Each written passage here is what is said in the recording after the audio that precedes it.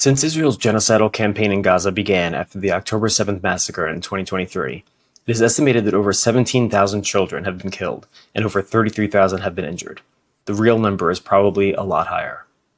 The atrocities in Gaza have been so severe, a new term needed to be created. Wounded Child, No Surviving Family. WCNSF. At least 17,000 children fit this description. Last night, I attended a fundraising event for the Palestine Children's Relief Fund, a nonprofit organization that provides medical care to children in Gaza and evacuates children to get medical care in other countries, including the United States. Though the Trump administration just blocked all visas from Gaza, including for those seeking medical treatment. At last night's event, we heard from Nata. Israel's ruthless bombing hit Nata's family's home, killing all 7 of her siblings and her grandmother. A photo taken by Palestinian photojournalist Motaz Azeza showed Nata buried under the rubble. It made Time magazine and was seen all over the world. Nata suffered serious injuries and almost had both her legs amputated. PCRF was able to evacuate Nata to Egypt, and then Tunisia, and then finally to the United States. She went through 75 surgeries and is still on a road to recovery. Nata gave a very powerful speech at last night's event. I want you to listen to Nata's story in her own words, and then I want you to take action. If you can, donate to organizations like the Palestine Children's Relief Fund. Call your members of Congress. Demand we do more to stop Israel's genocide. Demand the Trump administration end this new restriction on visas for children seeking medical care in the United States. Now, listen to Nata's story. Sayrat refugee camp. My home that no longer exists. Before the genocide started, Gaza was everything to me. My home, my family, my world. I was surrounded by my 6 beautiful sisters. Wala, the eldest, who studied accounting. Wafa, who dreamed of rebuild Gaza as an engineer in training. Ilham, Sama, Farah, and the youngest Salma, who was only 1.5 years old. And there was Yusuf, my only brother, just 4 years old. A precious gift who completed our joy came after nearly 20 years. We were children full of life, dreaming together, envisioning a future. I was planning my Tawjihi party about to graduate from high school. I had planned to study in interior design and establish and starting my own architecture and design business with my sister. Our life was simple but full of love. In July 2023, we had recently moved into a new home that was filled with laughter and the warmth of Teta, my grandma, arms wrapped around us all. That was before everything changed. October 31st, 2023, the day my life changed. Israel bombed my uncle's house. He had just moved in with us after being displaced. I thought we were safe in our new home, a building of engineers and doctors. Why would they target us? I guess I was wrong. There is nowhere safe in Gaza, and no one is spared from Israel's horrible acts. On that day, I was reading in my room. When I saw flames outside, I ran to warn my family, thinking it would be our neighbor's family. But that's when I realized it was too late. Part of our house has already collapsed, and no trace of Mama and Wafa was to be found. Teta was in one corner, shielding Yusuf and Salma with her body. Farah was trapped in the kitchen. Sama was in the living room. Wala by the balcony door.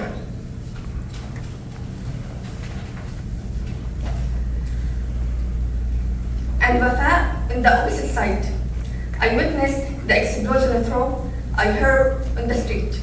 I saw my loved disappear one by one as the ceilings and walls collapsed. And that's when I fell too.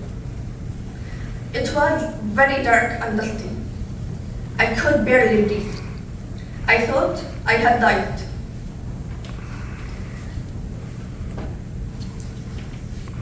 But then I felt my younger sister Ilham clinging to my right leg, screaming, "Don't leave me, don't leave me." We held into each other, her arms around my legs and me holding her hair in my hand. A few hours later, I heard her take her last breath. Under the rubble, I heard my cousin screaming, "Khala Ola, Aunt Ola, Mama, she is alive." And a glimmer of hope broke through the darkness, as my cousins had been digging deep with their bare hands. They were able to find my mother, but still trying to reach me 9 hours later. They tried to rescue me, but my legs still trapped under the rubble. They said there are so many people buried under the rubble.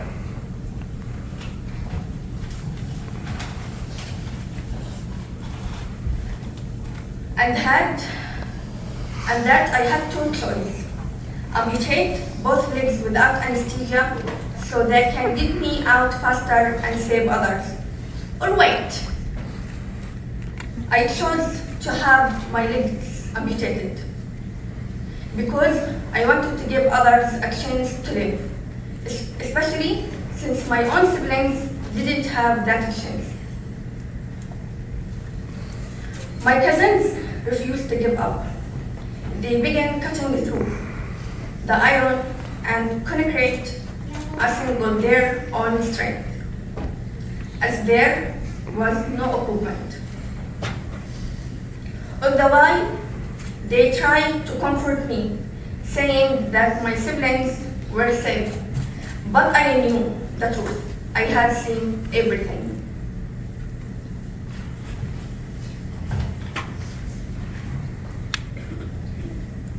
I gently pulled Ilham's hair from my hand, trying not to hurt her, even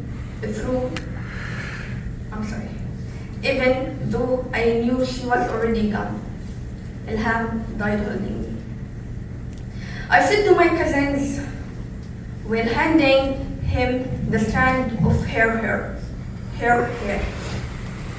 Then I guided them to where they could find the rest of my siblings' bodies.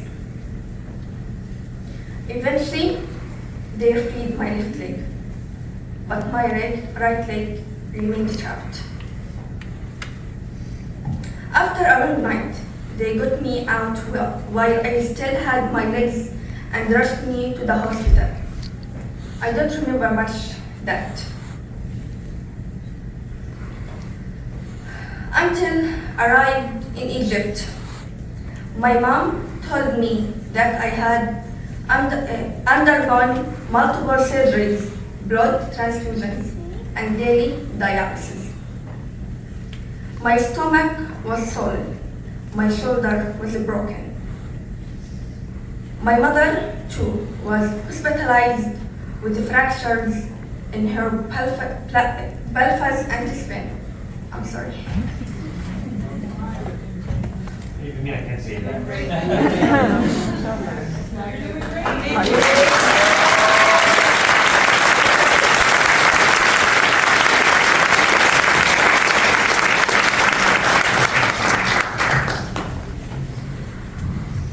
When I first saw her, I didn't recognize her. Her face was covered in bruises and dirt. But I found some comfort knowing she's alive. The hospital was overwhelmed with patients everywhere, many laying on the floor. And yet, we were lucky we had survived. From Egypt, we were transferred to Tunisia. My shoulder was treated, but my right leg worsened. After nearly a year of failed treatments, doctor said the only option left was amputation. There was no muscle, no tissue, only bone. I broke down completely. I had already lost my family, my home, my dreams. Now they want to take my leg too. Luckily, Mu'taz Azaiza, a journalist from Gaza, had snapped a picture of me under the rubble, and learned I was still alive. The photo landed in the cover of Times magazine, and no matter how much I wish it didn't come to this picture he took saved my leg.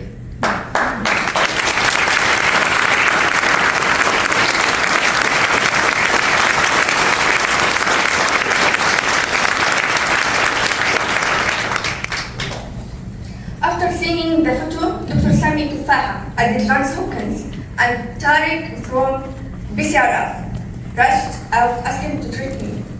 However, I could only come with my mother, while my father had to study behind after he struggled. So much to be with us once again. I needed both my parents. I still needed both my parents. I'm sorry. How can be surrounded by my entire family one day and now be asked to go through the worst day of my life without the last two remaining in my family? In December 2024, I arrived to America, and after careful evaluation, Dr. Sami gave me two options: amputation or a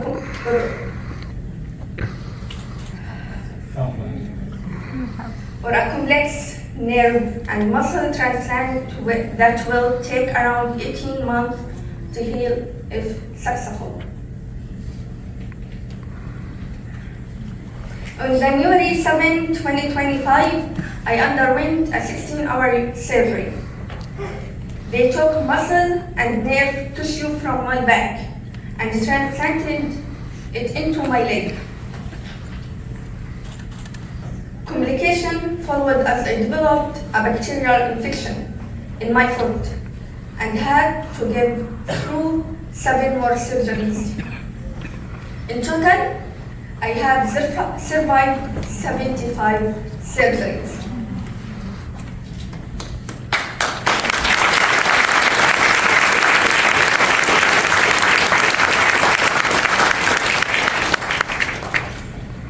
I wish my dad could be with me now to witness my progress and see me walking again. We were a family of 11, including my grandmother, who was also killed. And now a small family, 3 separated. We deserve to be together. We deserve to be safe after everything we went through. I have a dream that one day my father can come here and that I could continue my education despite the pain and immeasurable loss. I carry fragments of my dreams with me, and I long to turn even a piece of them into reality, to hold my family, to save Palestine, and to become a doctor one day.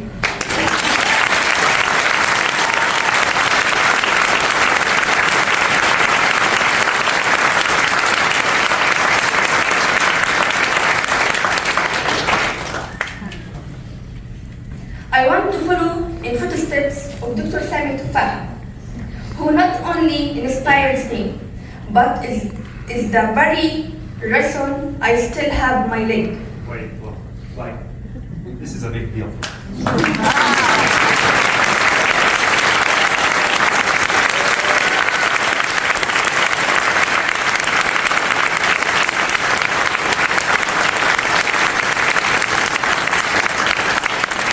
And a future. I want to help others the way he helped me.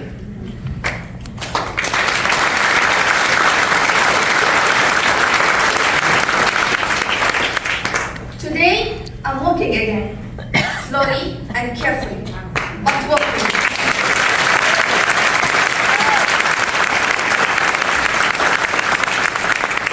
I'm in physical therapy, and we still don't know if more surgeries will be needed. Yet, I thank God with every step forward. But while I take these steps, Gaza continues to be demolished. Day after day, my family and so many others are still living through unspeakable suffering. When I was lucky enough to survive, countless Palestinians in Gaza were left to starve, to grave, or to die. I pray this massacre ends. I pray for justice and for the world to hold Israel accountable for its crimes.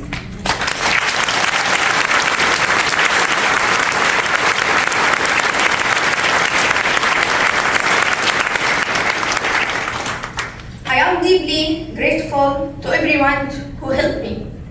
Dr. Sami Tufah, Senator Chris Van Hollen, and WCRF, and Mu'taz Azaiza, who was photo taken in horror, saved my future.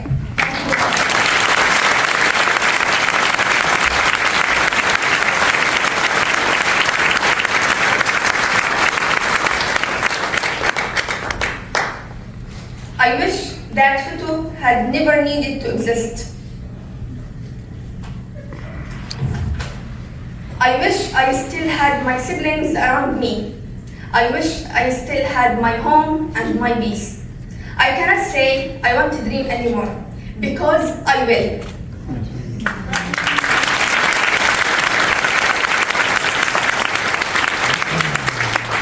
If not now, then soon. Israel might have taken everything precious to me.